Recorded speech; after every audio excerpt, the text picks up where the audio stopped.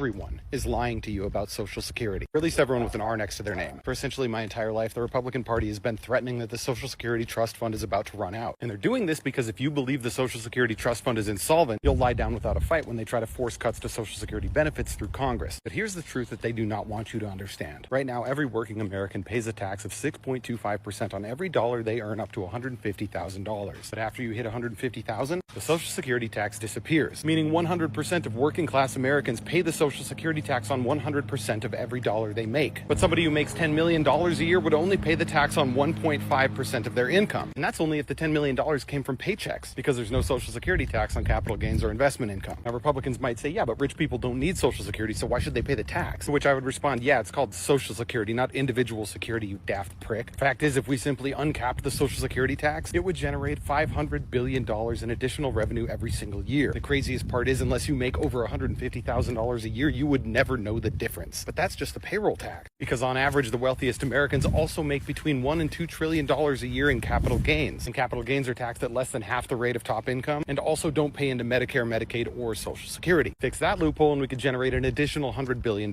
per year. Now, the most insane thing is that even with all of these changes, adding $600 billion a year to Social Security, which would make Social Security solvent for about another century, it would still be a regressive tax. Because even if everyone paid the tax on every single dollar they made, it still hits working class people the hardest, because the first $40,000 you make are a lot more important than the last $40,000 you make. And there's no standard deduction on your tax for Social Security. So the average worker is paying 100% of the tax on the most important dollars they earn. Because contrary to backward Republican belief, not only does the cost of living not go down when you make less money, it actually goes up. In other words, if we uncapped Social Security and made it progressive, we could give workers who need it the most a 6% raise overnight, shift the tax burden to people who make so much they won't notice it, and ensure that for at least another century we could actually provide security to society.